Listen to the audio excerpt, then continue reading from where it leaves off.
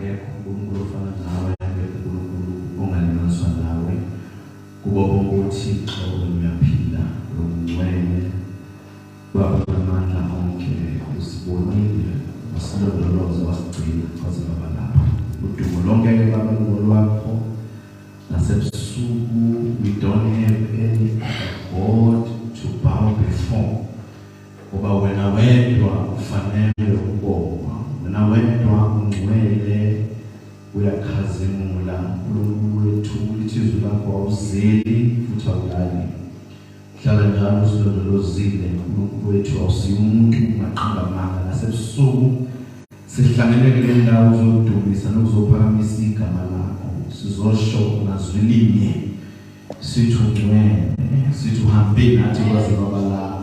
uNkulunkulu wethu, egameni likaJesu lithi izwi lakho, you inhabit ukuhlangana kwabantwana bakho. Namhlanje-ke uNkulunkulu wethu, pour a blessing upon this gathering in the name of Jesus Christ. uNkulunkulu wethu ongcwele, njengoba sihlangene ngegama lakho, uyakuba yingxenye yethu. Namhlanje Baba ebusuku abantu bakho baze kuwe bafuna wena uNkulunkulu wethu namandla onke. Ngiyathandaza Baba ukuthi hlangabezane nezidingo zabo, hlangabezane nokufisa kwabo unyaka uyophela egameni likaJesu Kristu waseNazaretha. We give you praise and we give you honor. Khuluma ngezwi lakho uNkulunkulu wethu, liyaphila ngalo wamisa imkhawulo omhlaba. We give you glory and we give you praise.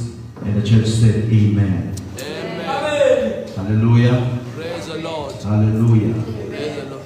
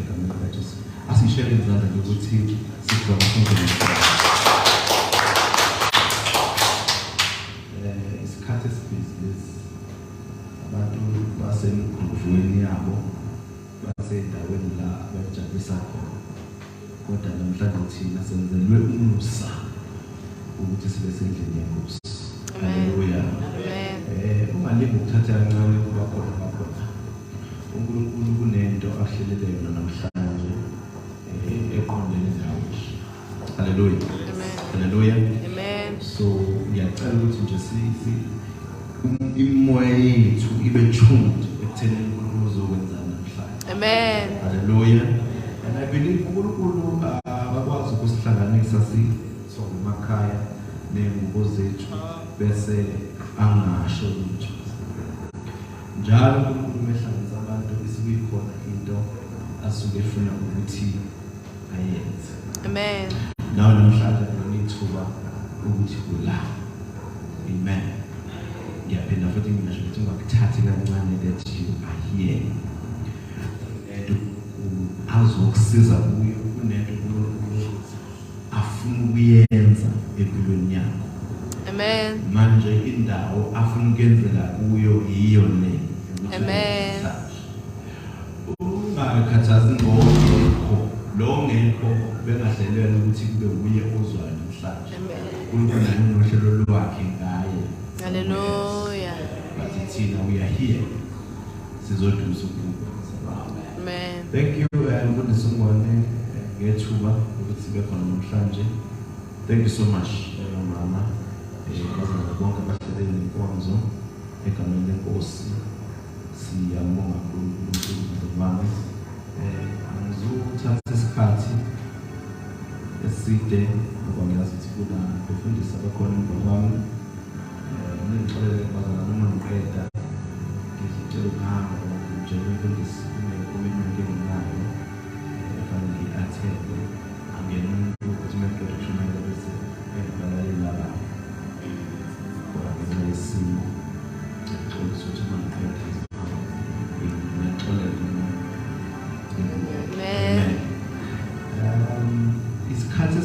lesi sokubonga. Isikhathi esihle sokubonga uNkulunkulu. Kulonyaka aziningi izinto esingedlule kuzo as a country, as a South Africa. Sidlule entweni eziningi. Abanye bazo celebrate Christmas okuqala. Sebengasaphelele njengomlimi. But thina uNkulunkulu usendumise. Ingakho ngithi sinesizathu sokuthi simbonge. Why isifanele sibonge uNkulunkulu? Ukubonga kubaluleke ngani noma why kufanele sithi give thanks to the Lord? Yini indaba kumele sibonge uNkulunkulu? Zasho ezo-3 bese ngene ezweni. uNkulunkulu simbongela ukuthi simbonga ngoba kuhle ukubonga uNkulunkulu. Amen. Lithi iBhayibheli bongani uJehova ukubonga uNkulunkulu kuhle. Amen. Amen. So simnikeza udumo ngoba it's a good thing. It is a good thing to thank the Lord. Amen. Lithi kuhle ukubonga uJehova. So simbonga uNkulunkulu because it's a good thing. So fanele wazi ukuthi njengoba la uzobonga uNkulunkulu, njengoba uthandaza usekhaya umbonga uNkulunkulu wenza into enhle. It's a good thing to thank the Lord. Amen. So wenze kahle wana wazobonga uNkulunkulu. And the second reason why sibonga uNkulunkulu ingoba ukubonga uNkulunkulu kuyintando kaNkulunkulu. I think 1 Thessalonians chapter 5 from verse number 15 lithi iBhayibheli thokozani enkosini ngiyaphinda ngithi thokozani bese ethi rejoice in the Lord bese ethi khulekani ningaphezi bese uverse 18 athi nivame njalo ukubonga. Amen. Hallelujah. Then verse 11 lapho lizothi ngoba ukubonga uNkulunkulu kuyintando yakhe noma kuyintando kaNkulunkulu. It is the will of God to give thanks. So simbonga uNkulunkulu because it is the will of God to give thanks. Amagama umbonga uNkulunkulu suke wenza intando yakhe. Amen. Awukhona zamani. Umuzobonga enkosini usuke wenza intando kaNkulunkulu. Lokho kusho ukuthi ungabongi awukho entandweni kaNkulunkulu. Okay. Not to give thanks is not the will of God or an ingratitude ukuba uzothi ungabongi akusiyintando kaNkulunkulu. uNkulunkulu abathanda abantu abangabongi. So to praise God is the will of God. Amen. Isathu sithatha ukubonga uNkulunkulu simbonga ukubonga uNkulunkulu kuumnyango ukuthi uthole izinto eziningi. Ngaphinda ngizolo. Amen. Simbonga uNkulunkulu because thanking God is a door for more. Amen. Uma ufuna izinto eziningi ubobonga. Amen. Sizobuyela kulesi sizathu sesithathu mhlawumbe nasekugcineni. Cela sivule incwadi Luka chapter number 17. Sizofunda from verses number 11.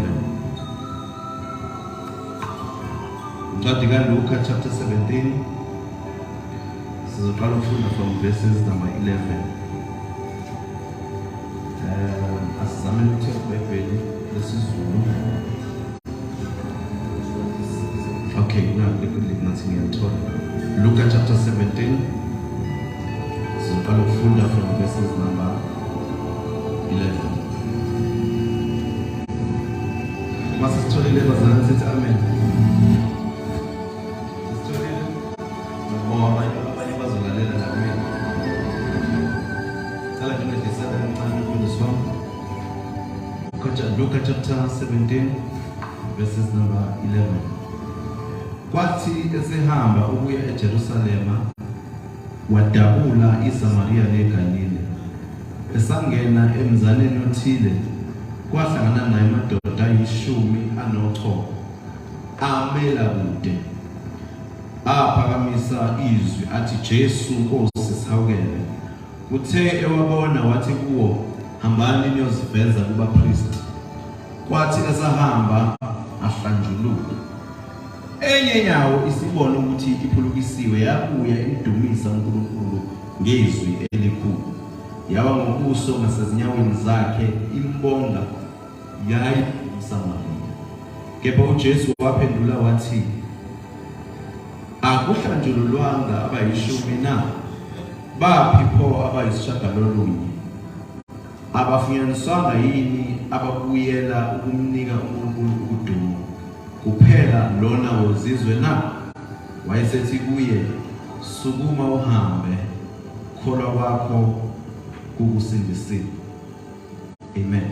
Amen. Sawabhala amabhayibheli ethu zonwane bese sibheka lapha umfundisi nje kafushane uzoqeda nje manje kwezimali.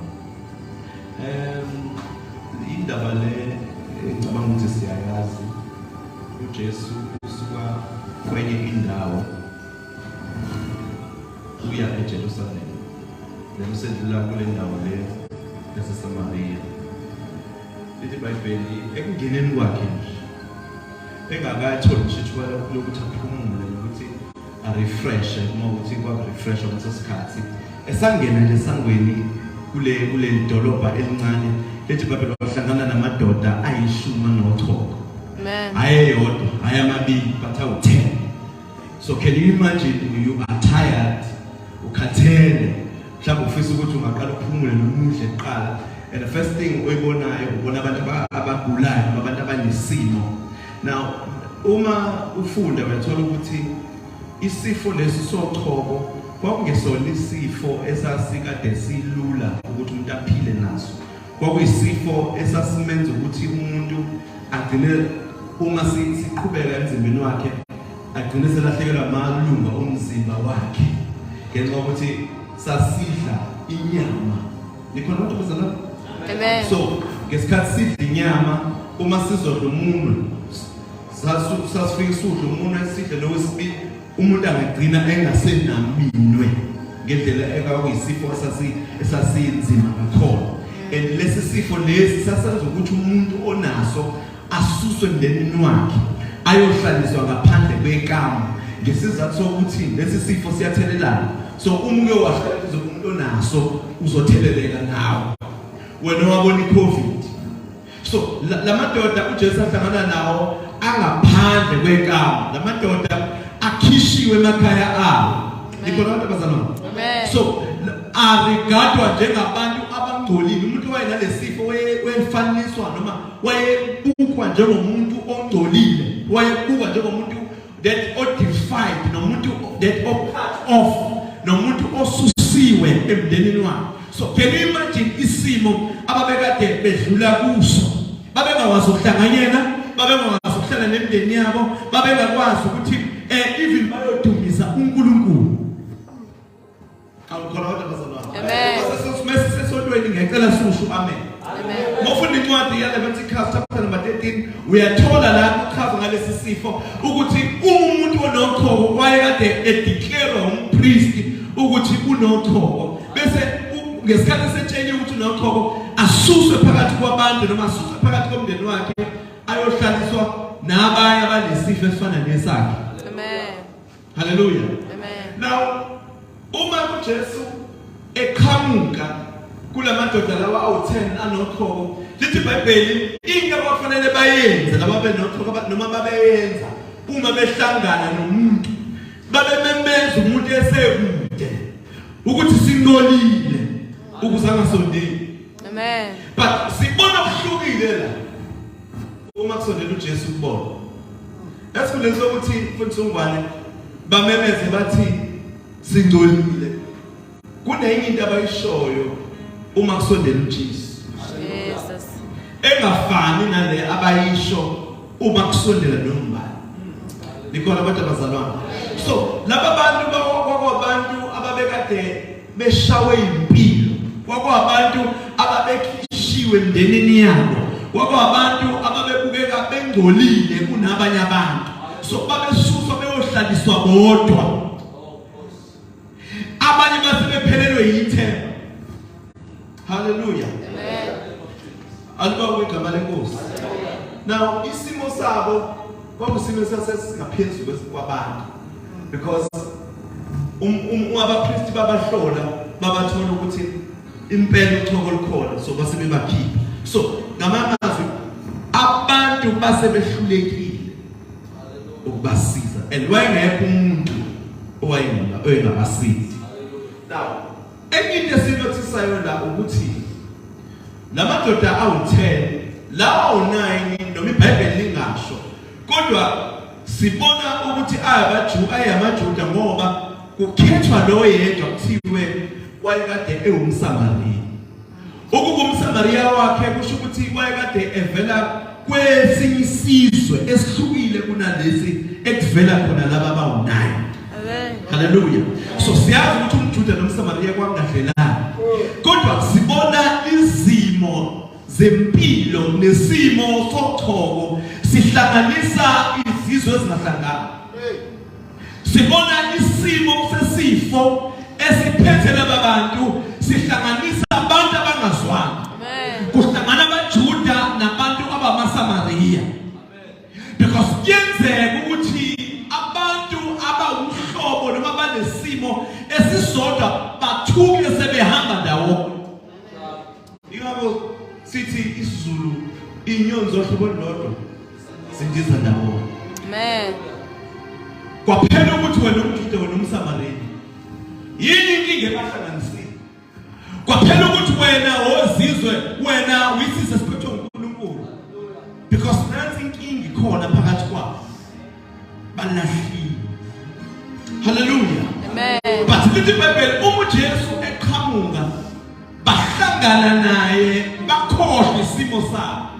Because ukufika kaJesu once uJesu wafika empilweni yomuntu ukwenza ukuthi ukhohlwe nawe ukuthi udlula kwini. Amen. Now lithi iBhayibheli uJesu esondela kubo kulokhu indlela achaza ngayo ukuthi there they met Jesus. Now umbuzo wami ke bafundiswa ukuthi ummitha kanjani umuntu okude nawe because asikhumbule ukuthi akuvumeleki ukuthi usondele abantu eduze kwabo because banomhlobo. But lithi iBhayibheli ukuthi lokho bahlangana noJesu. Ngamanye amagama la abantu bengasondeli khona ukuthi uJesu watholakala esondele. La abanye abantu bengafiki khona kodwa uJesu watholakala efika. La khona abantu besaba khona kodwa uJesu watholakala engasaba watholakala efika ekwazi ukufinyelela ngoba uyakwazi ukufinyelela la khona abantu bengafinyeleli khona. Mina ngisho esimweni sakho la khona abantu behluleka khona bengasondeli khona kodwa uJesu uyakwazi ukuthi asondele khona. La sekuthiwe khona liyalunga ukuthi uJesu uyakwazi ukusondela. Kwamabheke ukuthi isimo sakho sithini. Hallelujah. Abazalwane, uJesu uhlala njalo eseduze kwalabo abamdingayo. Nikhona abazalwane?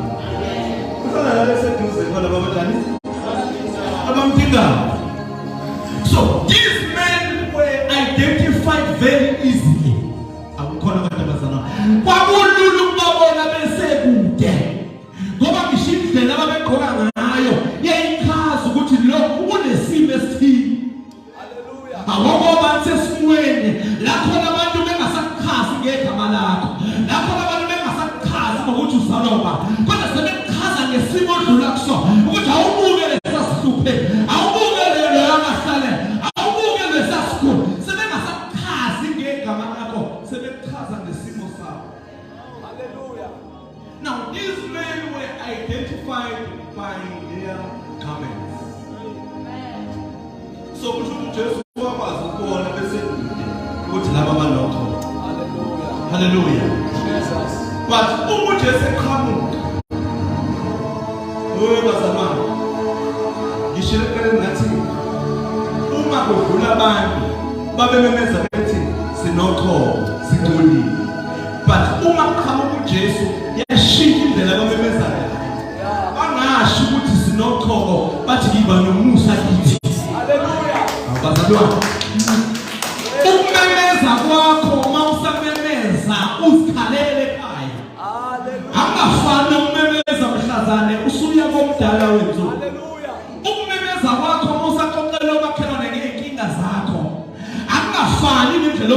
ngayo usufika enkonzweni. Ukumemeza kwakho ngesikhathi ukhala ebusuku udliwa into edlayo nokukhala kwakho akungafani nokukhala uma usufika eJesu. Now lithi iBhayibheli lamadoda ayishumi uJesu eqhamuka abakwazanga ukuthula. They could not keep silent anymore. Bahluleka ukuthula. Uma size phambi kwakhe ila sikwazi ukukhala khona, ila sikwazi ukudazuluka khona. Ungazibambi uma usufika ekhoneni bakhe khala. Oh yes. They could not keep silent. Hallelujah. Ngoba basebebona ukuthi no akusiyena okutshela ukuthi ngcolile. No okutshela imeko yami. Hallelujah. Bazalwane, akukho possible ukuhlangana noJesu bese uyathula. Yes Lord. Ngayibona. Akukho akwenzeki ukuhlangana naye bese uyathula. Now this man uma bembona they saw ukuthi this man is capable to solve our problems. Jesus. Kade bebabona abanye bedlula kodwa bangabamemeza. Kade bebabona abanye bedlula kodwa bangafuna usizo kubo. Kodwa once kwaqhamuka uJesu they are able to see ukuthi usizo lami alukho kubantu. Lithi Bible qalisa umuntu othemba lakhe likubani. Kodwa kusisi umuntu othemba lakhe likubani. Jehova. Hallelujah. Amen. Now I want us to look bazalwane ezintweni ezimbalwa esisenzanazo.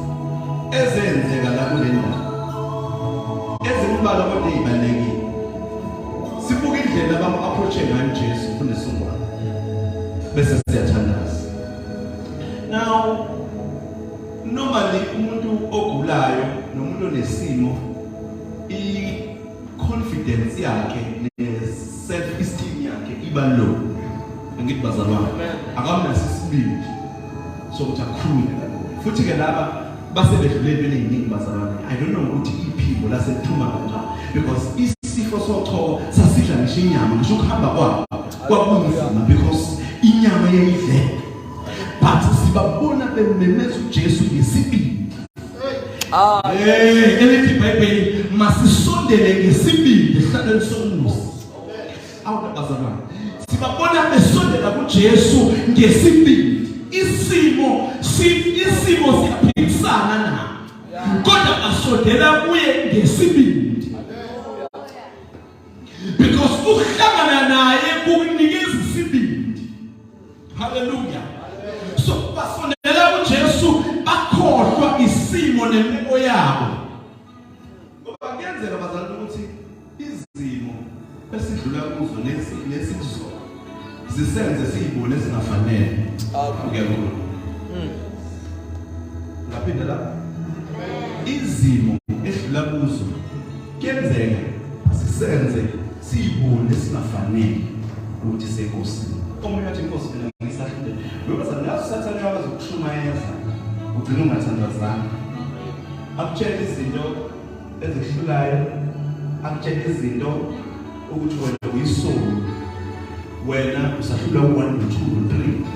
Wena angeke usibili uthoba shumayeza. Isimo leso. But la madoda ayishuke siwabona eba nesibindi kodwa esesimweni. Mina ngizoqhubeka isibindi namhlanje.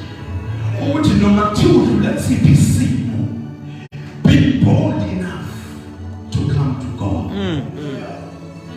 Jesus lithi iBhayibheli uma besondela kuye ngesibindi ba-understand into yokuthi imele imile phambi kwami, isimo simile phambi kwami, kodwa nawe umuntu okwazi ukubhekana nezimo. Hallelujah. Now uma besondela ngesibindi abazalwane nange-confidence iyokwazi ukuthi uNkulunkulu ubaba yazi ukuthi unesambulo ne-understanding yokuthi uyaphana nokuthi uNkulunkulu sim-approach as our Father. Because abazalwane because uNkulunkulu uzom-approacha ngenye uzom-approacha ngoba lento kuba ubaba kuwena isho ukuthi nobudlelwane naye. Ukhona yini ubaba othi ngane mayicela utho besangelalini. Bazalwane asiye uNkulunkulu with an understanding yokuthi uyocela ubaba. So because uJesu wafela wathatha zonke izono zakho. Hallelujah. uJesu wafela wathatha zonke izono zakho. Wathatha nalezi esahlula njengamanje. So uma siyabuya siye ngesibindi bazalwane. Asiye ngesibindi ehlelweni somusa. Hallelujah. And approach God as our Father. Hallelujah. Hallelujah. Yes, Jesus. Singabi nento yokuthi simangalele usathana sifunisa simangalele ukuthi wena ngokwakho ukuthi nokuthi wena wenza ukuthi nokuthi lithi iBhayibheli uma sivuma bese siyashiya. Hallelujah. Hallelujah. Hallelujah. Hallelujah igama lenkosi. So ngifuna sibuke ama stages amathathu kuphela esiwathola la kule ndaba lamandoda ayishumi a-approach ngayo uJesu. Okokuqala uma befika kuye bafika bayakhuleka bathi yiba nomusa kithi. That is a prayer. Hallelujah. Iba nomusa kithi. Ukukhathazeka nenkinga ababhekene nayo yabenza bafoma igroup yokuthandaza. Basho bazulile uma bebona uJesu bathi yiba nomusa. And ngiyithanda ukuthi sona indlela abamhadresa ngayo uJesu bathi master.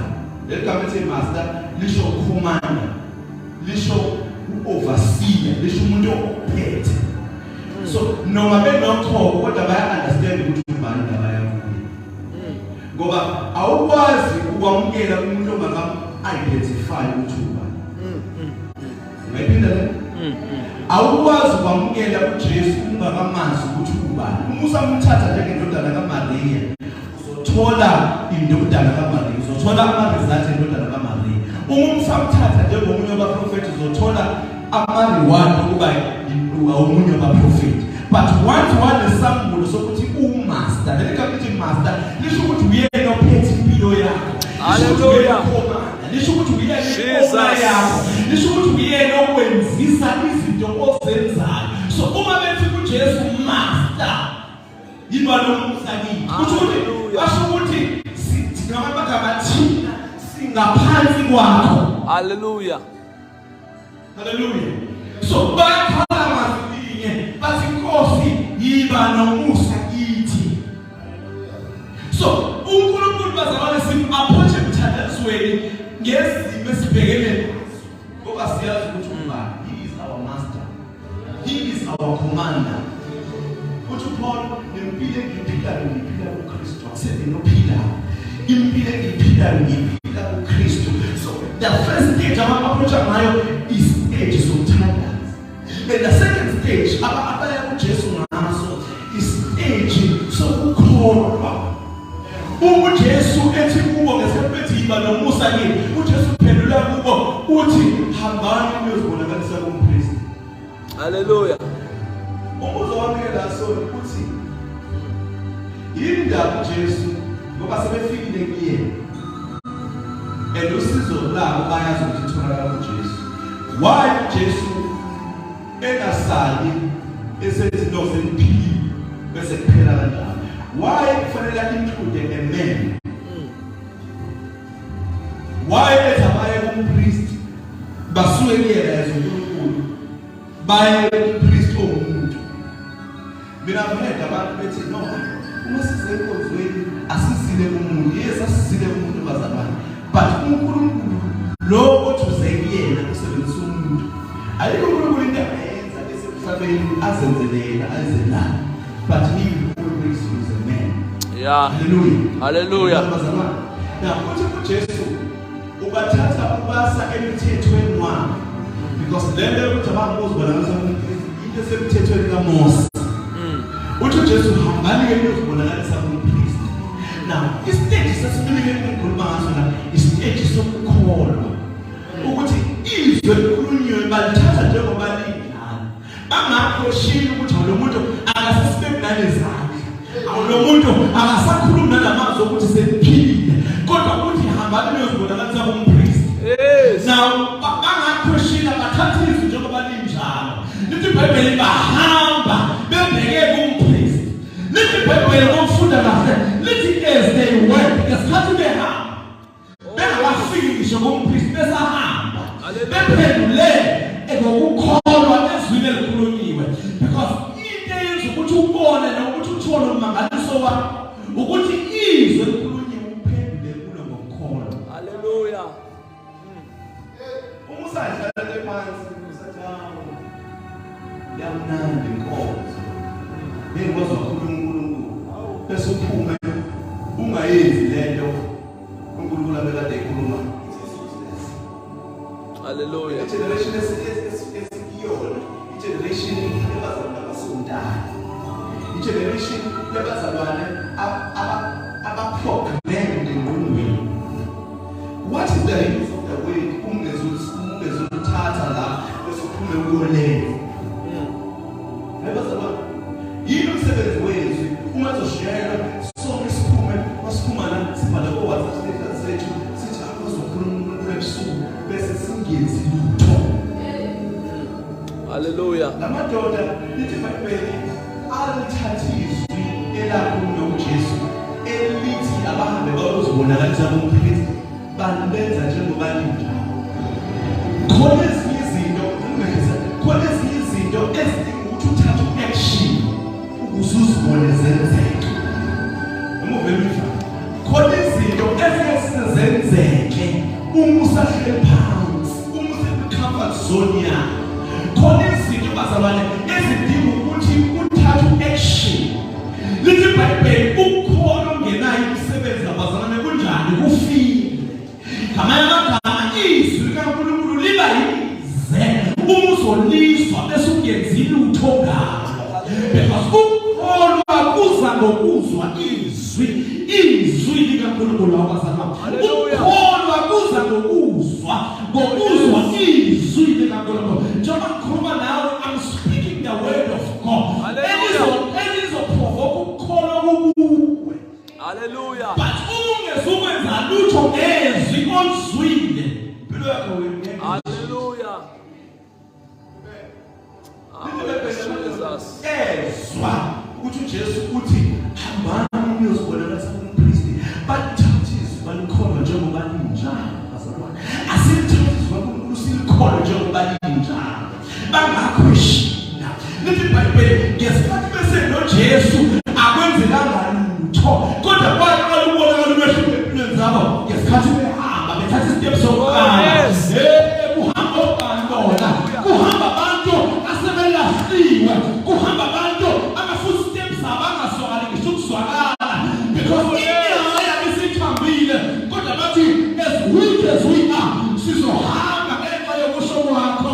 Hallelujah. Lithi iBhayibheli eziwe ngesikhathi bethatha isinyathelo sokuqala bathatha noJesu. Lithi iBhayibheli ngesikhathi bethatha isinyathelo sokuqala baphulumiswe endleleni because ayikho into ozoyibona usahleli phansi. Kunabantu abafuna imisebenzi kodwa aka-apply, akabheki ama-poster. Kunabantu abafuna ukuthi impilo yabo iye phambili kodwa bahlela benza lutho.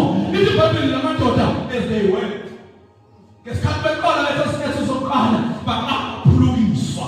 Bazalwane, ukukholwa kuza ngokuzwa izwi likaNkulunkulu. Lithi iBhayibheli ukukholwa yisiqiniseko sezinto ezithenjwayo bese lithi yiqiniso ngezinto ezingabo.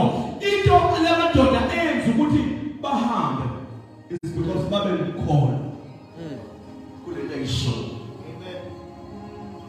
Unakukholwa kule nto ikhulekelayo uyamkholwa uNkulunkulu. Now the last stage lithi iBhayibheli ngesikhathi behamba bonke bezwa bebaphulukisile. And kulama stages owu-2 leso mthandazo sokuqala nalesesibili sokukholwa bakwenza bonke bandawonye bayigroup. Kodwa kuleso nasesithathu stage kubonakala kushiya ukwenza. Lithi iBhayibheli bonke bezwa ukuthi baphulukisiwe kodwa kubonakala uzwa yedwa kujiko yedwa eya kuJesu. Hallelujah. Ukuthi sephulukisiwe wajika wababane ndabuthi abangani bakhe bayaqhubeka bona bathi baba izwi lokuthi siya kumphristi noma uJesu sebaphulukisile kodwa basaqhubeka baya kumphristi. Lithi lo yedwa wajika ezwa ukuthi usephulukisiwe. Lithi wabuyela kuJesu bazalwane indlela ayibuyela ngayo kuJesu ingasafani nendlela ayekade eyengayo because when says ukuthi into yakho useyitholile emphulukiso lithi iBhayibheli wamemeza ngezwi elikhulu bazalwane lithi dumisa uNkulunkulu engenandaba ukuthi abanye abantu bamdumise noma bamdumise yini engenandaba nokuthi abawunayo bahamba naye noma bekho yini bazalwane namhlanje uNkulunkulu uthi ufuna ukuthi wena ufane nale ndoda eyodwa ungafani nalawo awunayini angabonganga lithi iBhayibheli uthi mayefika kuJesu uthi uJesu ayibo nathi mhlobo aphulukisa ngayini abadisho wayebuza oyedwa lento ingitshela ukuthi uJesu uinterested ekutheni wena ubuzo uJesu nendaba ukuthi uyabonga yini ube ngenandaba ubezothaya kuba nangu loyo ukhona ozobonga it's fine but into enza ukuthi ngithi unendaba ukuthi uJesu uzobonga yini ingoba ubuza lababonela bakhe bazalwa ziningi izinto uNkulunkulu asenzele zona efanele sibe sizombonga ngazo amen engishilo leqala nathi ukubonga uNkulunkulu yintando kaNkulunkulu so laba babengasekho kuyibika webazalwa umuntu ongabongi mubi umuntu othi mayesiziwe bese ngabuya ukuzobonga mubi le ndoda lithi iBhayibheli understand into yokuthi uJesu ufanele ukubonga njengoba kula wena ugomba you are not the nine but you are the one baningi abantu abenzelwe izinto ezinhle kodwa babuyi bezobonga wena njengoba ufana nale ndoda eyodwa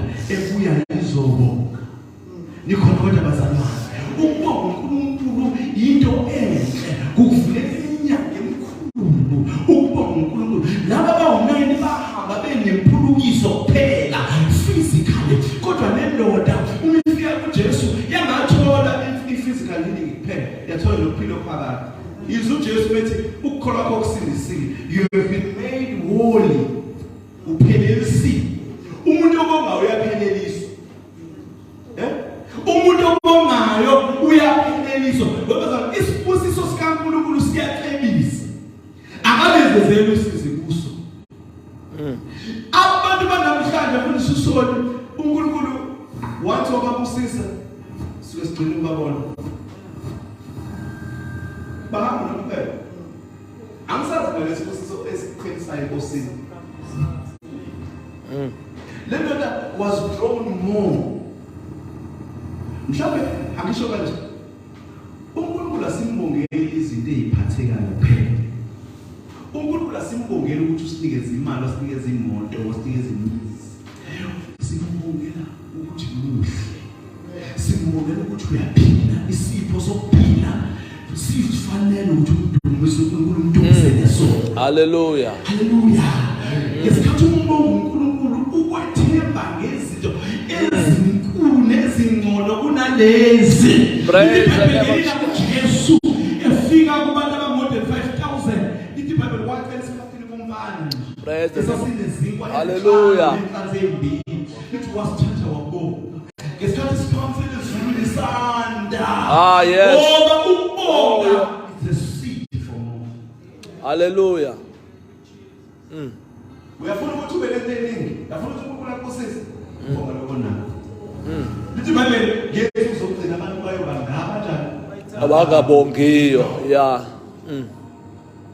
haleluya this man uma ibuya bazala ibuya owezizwe lokuya bonke laba baba-Israyeli bahambile ingabe uJesu babu laba bawu-9 except the stranger because uyabangala ukuthi nakubuya umuntu wezizwe laba basekhaya babuyile ukuzobonga oh yes Lord lithi ufike waguqa phambi kwakhe because isibusiso sikwenza ukuthi ushone phansi bemohambe ngesikhathi uNkulunkulu ephakamisa lapho kufanele uzithole khona haleluya ayibamana la ukuthi isikhulisiwe yena uJesu yahlala enyaweni zakhe ngoba isibusiso siyakwehlisa ofuna ukuphakama akashone phansi.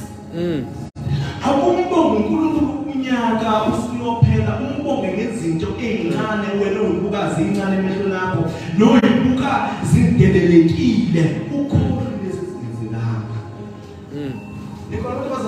Hallelujah. Akumbonge uNkulunkulu ngabantwana bakho bakulalela. Akumbonge uNkulunkulu ngokuthi usakwazi ukulalela uhlule. Akumbonge uNkulunkulu ukuthi uneshelter phezulu ekhanda lakho ngiyathandaza. Akumbonge uNkulunkulu abanye becomplaina. Umuntu ocomplainayo akabusiswa ngalutho. Kodwa kuthethwa lokho okuncane na. All that you pray. Hallelujah. I want us to pray. Ifuna sigcwale into yokumbonga uNkulunkulu ehlizweni zethu. Simbonga uNkulunkulu umkhuleko wokubonga. Umkhuleko okuvulela iminyango emikhulu. This man ukubonga kwayo, ukumemeza kwayo kwaba kukhulu ngaphezu kokumemeza nasacela. Inkinga yebani simemeza kakhulu kuleswami ngesikhathi sisazocela. Simemeze sithanda sikhali yembizi. But once umuntu wasiphendula wasenzela into ekade siyikhulekela, uma sesimbonga simbonga nje 1 minute. Uma nawo but kanti usathandaza usacela bekuphela ama-hour nasenkonzweni uzosilela bekuthandaza. Kodwa le ndoda ithi bathi yamemeza kakhulu ngaphezu kokwakade imemeza isacela. Ngifuna namhlanje sithandaze, sike simemeze, singabheki inamba yethu, sike simemeze, sicela simemeze ngeenyawo zethu, sike simemeze. Oh yes.